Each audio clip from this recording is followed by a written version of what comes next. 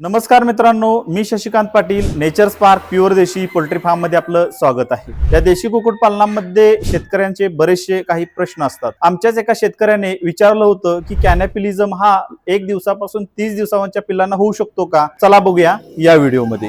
आता कॅनॅपिलिझम म्हणजेच काय? पक्षी एकमेकांना टोचून मारतात.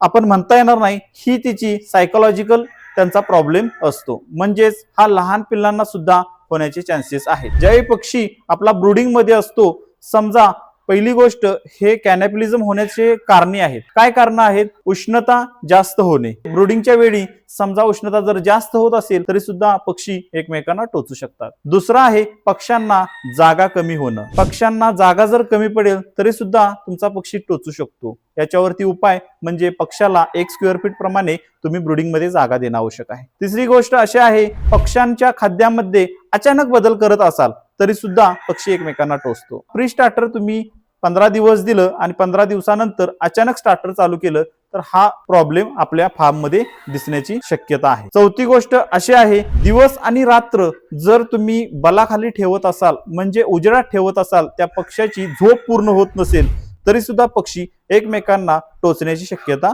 असते. या 4 कारणं आहेत जेणेकरून पक्षी 1 ते 30 दिवसातलं पिल्ल एकमेकांना टोचू शकतं. तर अशी चूक आपण करू नका.